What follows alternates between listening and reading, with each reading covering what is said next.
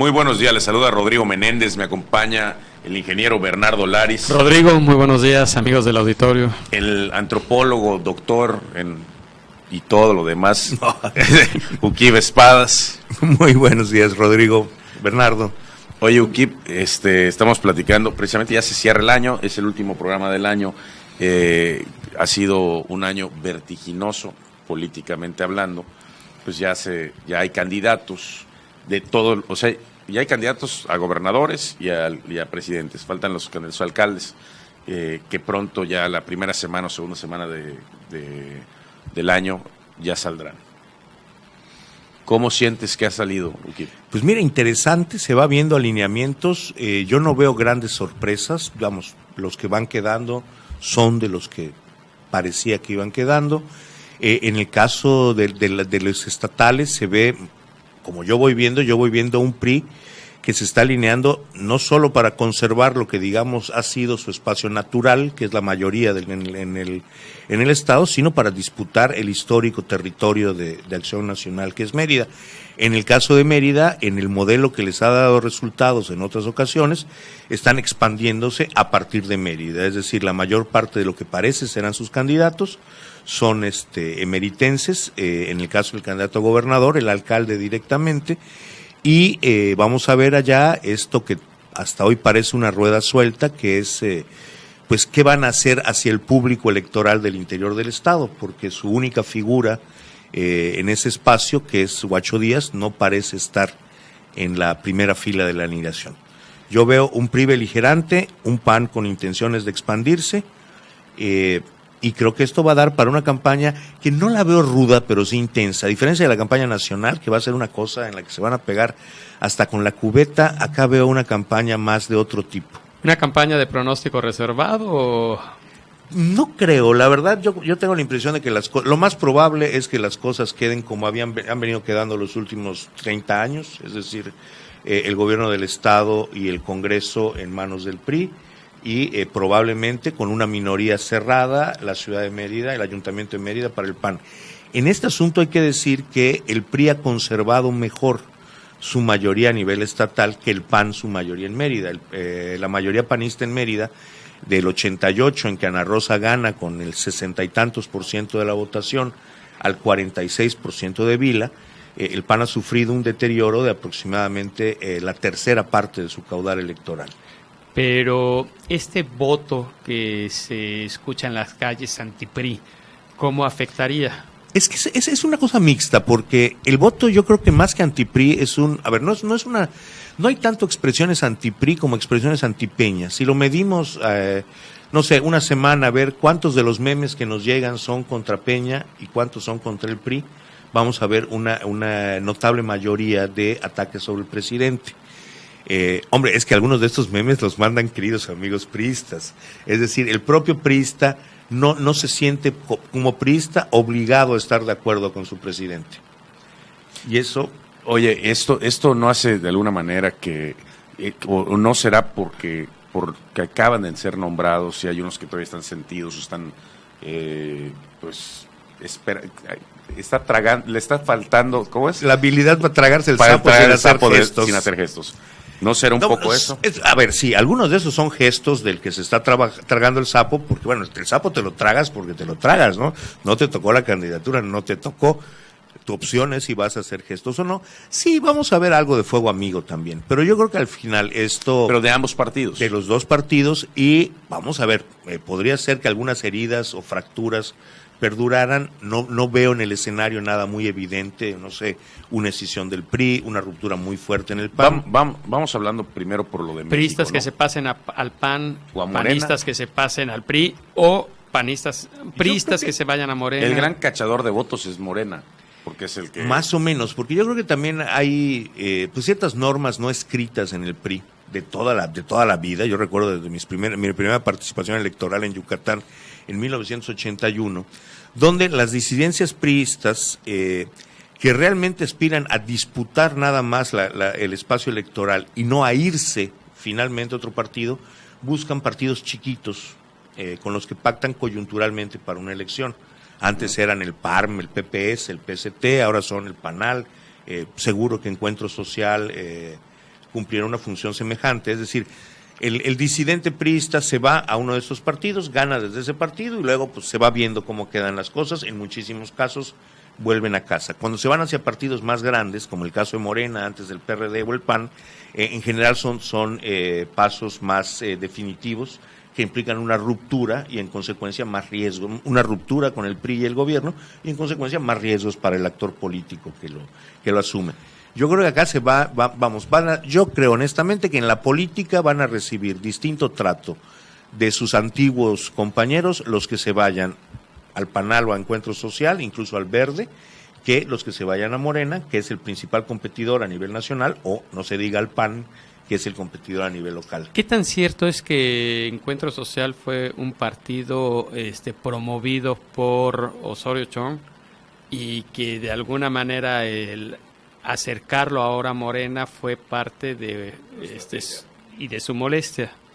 Mira, yo no lo sé. Yo creo que aquí, más allá de las capacidades para uno u otro actor político, hay que ver grandes factores externos. La realidad es que la comunidad protestante en México era parte del voto histórico del PRI. Es decir, en estos años en que se veía la amenaza de un partido confesional católico, así se veía el PAN, para las iglesias protestantes era muy importante mantener la condición laica del Estado mexicano. En ese sentido, los protestantes, yo recuerdo desde mis primeras participaciones, los protestantes normalmente eran participantes activos en favor del PRI, quizá no militantes, pero sí votantes muy decididos. Pero dijiste algo muy interesante, les interesaba el Estado laico como una defensa frente a grupos que tienen una religión diferente a la de las minorías. No, pero no solo es eso, sino que era una religión católica más beligerante en ese sentido, los espacios privados, cosas por el estilo. Pero en el caso de Morena, esta es una izquierda, ¿no? Sí, pero a ver, no nos olvidemos allá del pasado religioso de Andrés. Si quieres, ahorita volteamos a ver esa parte. El pasado religioso, suena misterioso. Pero yo creo que es presente religioso, quedó más claro ahora. Yo lo creo también, pues pero digamos... se empezó la campaña y todo, porque era el Día de la Virgen y demás. Sí, porque hay un juego con esas cosas por parte de Andrés. A ver, Andrés no tiene mayor escrúpulo para utilizar símbolos religiosos en su favor. Pero bueno, en el caso de Encuentro Social, este partido, ahora sí que haya sido como haya sido, el chiste es que sacó más del 3% de los votos en la última elección. Esto yo lo veo como una escisión silenciosa del PRI. Es decir, era un voto duro del PRI, un voto histórico del PRI, que de repente dice, bueno, ya no, ahora somos un partido por nosotros mismos, podemos aliarnos contigo o podemos no hacerlo. Y en el caso de la elección presidencial optan por no hacerlo. Mira, yo no sé exactamente, tengo que decirlo, nunca he visto actas ni he hablado del tema con Andrés, no creo que sea de las cosas que él esté muy dispuesto a platicar conmigo específicamente. A ver, en el PRD siempre supimos que Andrés no era católico, sino que era protestante, no sabíamos si protestante de verdad o mormón o porque ahora, bueno, las religiones cristianas tienen una clasificación un tanto compleja, pero bueno, se sabía que no era católico. En sus primeros momentos de ejercicio en la jefatura de gobierno hubo un par de gestos que ratificaban eso y fueron tomados muy normalmente. Sin embargo... ¿Cuáles? Algunas ceremonias religiosas, realmente no tengo la anécdota concreta, pero recuerdo las impresiones de aquellos momentos, sí, ¿no? Eventos religiosos a los que Andrés no se sumaba. Desde luego nunca tuvo ninguna participación, por ejemplo, durante todos sus años de gobierno, no hubo ningún acercamiento con el culto a la Virgen el 12 de diciembre, ¿no? Era un día totalmente normal, bueno, de asueto como suele ser por costumbres. Andrés no jugaba ningún papel, ni hacía que se le viera en misa, ni nunca se le vio en misa, lo cual, entre otras cosas, me parece muy bien para cualquier político, pero es otro tema. Pero, pues como suele ocurrir, ¿no? ¿Cómo se llamaba el que iba caminando? Saulo, cuando va camino a Damasco y tiene su epifanía, bueno, Dios se le aparece y le dice, bueno, Andrés tuvo su epifanía en la persona de Joaquín López Dóriga, que lo entrevista durante la campaña de 2006 y lanza la pregunta que estaba al aire hace años, ¿usted es católico?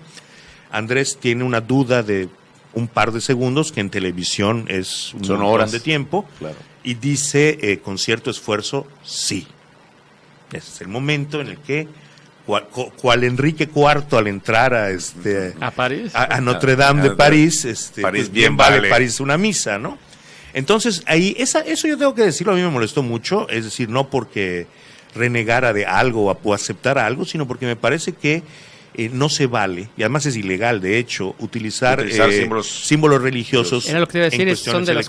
cuestiones que más castiga Penadas. la ley. Y Así es. él ha jugado en el límite, o sea, Así es, de manera muy, efectivamente. muy inteligente, Porque, astuta, vamos, formó Morena, ¿sí? Sí, y luego Se la lanza registran el día el 12 de 12. diciembre.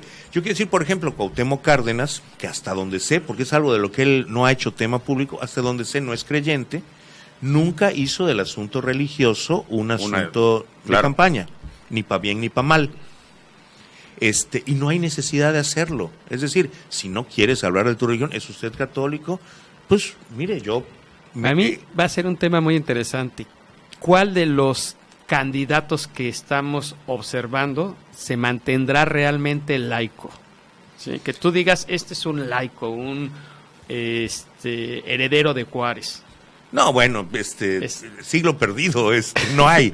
Pero yo creo que... Porque todos ya además, coquetean muy fuerte con no la hay, religión. no hay, y no creo que haya algún candidato que se atreviera a hacer algo similar.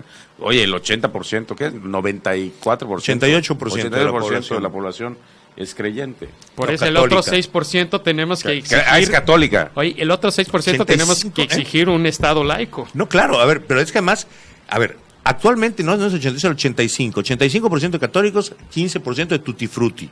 Entre un número microscópico de judíos, otros hay de musulmanes, un montón de cristianos, Bueno, católicos, apostólicos, y ni siquiera católicos nada más, porque los maronitas están dentro de ese 85%. O sea, católicos... Oye, imagínate, a ver, yo quiero ver que uno diga, no, yo no creo, no. En ese mantenga momento... laico con una... Sí, no hablo de religión en forma mi campaña, laica. no voy a hacer de mi creencia distinta de la mayoría. Pues Claro. yo soy judío, entonces en todos los pueblos tiene que haber un monumento contra el holocausto. O yo soy ateo y siguiendo a don Tomás Garrido Canaval, no hay otra iglesia, la única iglesia que ilumina es la que arde. ¡Pum! Me pongo a prenderle fuego a las iglesias. Hombre, pues no. Ese fue en Tabasco, ¿no? Sí, así fue, eso fue en Tabasco. Aunque debo recordar que Garrido Canaval fue interino unos meses gobernador en Yucatán. Ah, mira, no recuerdo eso. Estabas No muy habías chico. nacido. Sí, fue unos meses y luego ya se fue a Tabasco por un periodo más largo. Como diría el padre Manito, bendito Dios, ¿no? Yo tenía una interpretación un poco diferente de la del padre Manito. Digamos que yo hubiera extrañado una estancia más larga de don Tomás, pero bueno, es otro tema. Ahora, entonces, cuando todo el mundo ve contra natura la alianza entre Encuentro Social Y Morena. yo veo no. Tú la O ves sea, natural. Si lo que creímos Oye, en el pero- PRD durante 20 años es cierto, esto fue un reencuentro de hermanos separados. Oye, pero Como sí ellos. hubo gente muy vinculada a él, como Elenita Poniatowska y me acuerdo, ¿no? 2, 3 personas más que salieron públicamente a decir que qué barbaridad. que qué barbaridad. Bueno, Y- es que además es un partido abiertamente confesional. El discurso ¿quién reproduce el discurso? Me parece que Carlos Puig hace referencias al discurso el primer discurso de Encuentro Social en la Cámara de Diputados, en esta que fue su primera legislatura, y es un reclamo de la ausencia de Dios en la política. O sea, esto empata con las corrientes más de derecha que surgieron en Estados Unidos con Bush y que promovieron que en algunos estados se eliminara de los libros de texto la enseñanza de la evolución y se introdujera este asunto de ¿cómo le llamaban a la creación? El creacionismo. No, pero llamaban diseño inteligente. Era el nombre técnico en los libros de texto. Pero este movimiento ya puso a Trump en el poder. Sí, así Sí, claro. es. Así es. Es precisamente quien lo Sí, puso en sí, el o sea, que una idea sea absurda no quiere decir que eso haga que no tenga poder. ni que haga que no tenga eco. También eso es cierto, más bien al contrario, a veces son las ideas más absurdas. Las que O sea, tienen. pensemos las consignas racistas de Trump, el éxito que tuvieron. Claro. O sea, hoy por hoy, en una discusión seria, nadie puede sostener argumentos racistas. Vamos, hasta biológicamente es imposible sostenerlos. Pero puedes lograr una mayoría política que te lleve ni más ni menos que a la Casa Blanca. Pum, pum. ¿Cómo y le a pasó? decir que la ciencia queda fuera. Sí, bueno, y ahora que salió ¿cómo se llaman esos personajes? La ciencia sirve para hacer vehículos. ¿Quién es el que salva la Navidad en las películas? Bueno, ahora Trump salió a salvar la Navidad también. ¿No se enteraron de eso? No. Que porque ya era una barbaridad de libertinismo eso de que la gente estuviera diciendo felices fiestas, esa cosa que aprovechan ateos, judíos y musulmanes para Sí, porque el tema es que ya no es Feliz Navidad, sino son felices fiestas, que era para todos. Sí, pero además en inglés es mucho más claro, porque es el nacimiento de Cristo, Christmas. No es como Navidad, que acá, hombre, los que fueron etimología saben que es por natividad, claro. Pero pues la Navidad, o sea, tú dices Navidad y la gente piensa en arbolito de Navidad. Sí. Christmas es otra cosa, pero entonces ahí lo que reivindica Trump es el haber vuelto a poner el nombre de Cristo al frente de la celebración de la Navidad, y lo tuitea muy orgulloso de sí mismo y se aplaude solo, lo cual me resulta absolutamente fascinante. Pero bueno, ahora, salvo la Navidad, los Grinches han fracasado. Bueno, el caso es que el Encuentro Social y Morena van de la mano hasta ahorita. PRD, que fíjate, eso lo tengo que decir al aire porque lo tengo atorado. El registro del PRD es el registro del Partido Comunista de 1977, que ha ido cambiando de nombres. Es el registro del Partido Comunista. Entonces, ahora el registro del Partido Comunista va junto con el registro del Partido Demócrata Cristiano a las elecciones. Es una cosa muy, muy bonita. ¿Y dónde queda el movimiento progresista en esta coyuntura? Se lo comió el nacionalismo revolucionario. Es decir, en esta escisión democrática del PRI de 1987 y su unión con el PRD, esta masiva corriente del populismo, del nacionalismo revolucionario priista, absorbió a lo que había sido una izquierda pues casi centenaria para eso. Y en este momento no hay una izquierda programática en el país. Es decir, no hay un partido que tenga un programa político que apunte a un modelo de país. ¿Morena es un nacionalismo revolucionario? ¿Con tintes religiosos? Digamos que es una evolución o digamos una transformación de ese nacionalismo revolucionario. El discurso político de López Obrador es en mucho el discurso del PRI de los 60, de la plenitud del nacionalismo revolucionario institucional, es decir, cuando... El PRI sin tecnócratas. Sí, es así, exacto. Pero bueno, eso también viene mezclado ya con una serie de cosas con las que se ha venido encontrando en el camino, cosas que no estaban en el escenario público entonces, como derechos de minoría, que Andrés no es particularmente afecto a defenderlos, pero los que ha tenido que, bueno, no de minorías, de grupos subordinados, por ejemplo, derechos de las mujeres, que no estaban en la agenda de nadie en esos años y que, bueno, él ha asimilado como parte de la evolución. Y la otra es un culto a la personalidad que justamente en la época del nacionalismo revolucionario había sido reemplazada por el presidencialismo a partir de Lázaro Cárdenas. En el caso de Morena, no. Volvemos a la figura del caudillo como eje de la acción política. O sea, estamos regresando a la época de los caudillos sonorenses. Pues más o menos, porque es una combinación de caudillo, esto con porque factores. no son los caudillos, porque nada más es un caudillo. Calles, sí, él era un enamorado del fascismo, ¿no? Creo que sí, pero sí. El fascismo de Italia... Sí, bueno, esos populismos tuvieron un gran éxito. El fascismo no había desembocado en el fascismo aliado de los nazis y otras cosas. Entre otras cosas, el fascismo defendía, era una corriente populista, organizaba verdaderamente masas populares a la derecha. Ahora que al hablar de populismo siempre se refiere el discurso a los populismos latinoamericanos, se olvida de los grandes populismos de la derecha. Populismo? Populismo es un término impreciso. El populismo yo creo que se puede sustituir eficazmente por demagogia, que es un término más preciso en muchos casos. Es decir, es un discurso o una práctica política destinada a atraer a las masas, aunque no sea sostenible en el tiempo o entre en contradicción con Podríamos otros ver principios. que son los movimientos, el populismo que decías de Latinoamérica, los movimientos en Latinoamérica que se salen de las directrices del Fondo Monetario Internacional.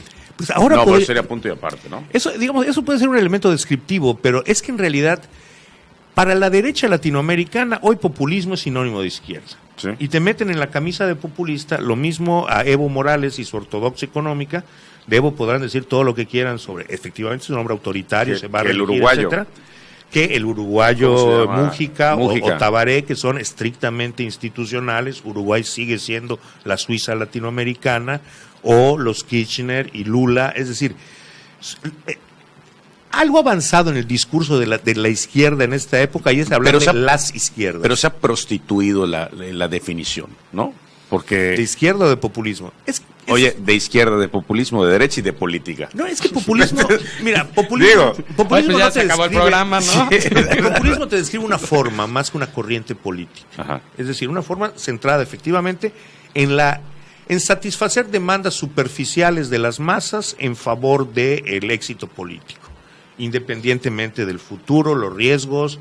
Es decir, sí, vamos a darle, esta no fue de ahora, fue del 2012. Vamos a darle 9,000 pesos, vamos a completarle a 9,000 pesos al que gane menos de 9,000 pesos. Es populismo porque, hombre, todo el mundo estaría feliz de eso, Claro. pero el resultado final es que tienes que poner más dinero en circulación, va a venir la inflación y tus 9,000 pesos no te van a servir de nada. Bueno, Anaya ya dijo que va a dar 3,000 pesos a todos los mexicanos. Eso es populismo. Eso es populismo. Que eso, por cierto, no es idea de Anaya, es una idea de Calderón, de cuando era diputado. Pero por lo que he visto es un proyecto que ya se está tratando de probar en varios lugares del planeta, porque bueno, varios países, incluso en algunos estados muy concretos en Estados Unidos, porque ante la preocupación de que la automatización y la llegada del Internet de las cosas va a generar demasiado desempleo. Entonces, que no puedes mantener fuera del mercado a tanta gente. Entonces tiene que entrar el Estado a darles tal cual Bueno, un apoyo es que económico. eso en el primer y lo están mundo- implementando ya en países desarrollados Sí, es que es un reto De realmente. primer mundo. de primer mundo. Es decir, las condiciones de desarrollo del capital permiten que cada vez desplace más mano de obra. En Latinoamérica es muy difícil que en lo inmediato tuviéramos un problema así, porque sigue siendo más barato contratar mano de obra que comprar máquinas. Por ejemplo, hasta el día de hoy las tiendas de artículos de oficina venden compaginadoras, venden un número mínimo de compaginadoras. Tienes una compaginadora que te va a costar 250,000 pesos y que está programada para poder compaginar X número de páginas. Con la mitad de eso le pagas un sueldo de 15 años a una secretaria que, aparte de compaginar, va a tomar dictado, va a servir el café, va a hacer muchas otras cosas. Ese no es un problema para Latinoamérica. En el primer mundo sí lo puede ser, pero al final lo que es un problema general es algo que ya hemos hablado en estos micrófonos. La dinámica económica está llevando a tal concentración de la riqueza que está dejando materialmente fuera de la economía a segmentos enormes de población. Y como más allá de lo que diga la economía, ningún país puede vivir establemente teniendo al 10, 15, 20% de su población fuera de la economía, o sea, para hablar en lenguaje crudo, muriéndose de hambre, claro. se tienen que implementar cosas de este tipo. Nos vamos a un corte comercial y volvemos. Cuando regresemos, podríamos hablar del dónde quedó el movimiento progresista en el PRI. De acuerdo. Vamos a un corte comercial. Volvemos.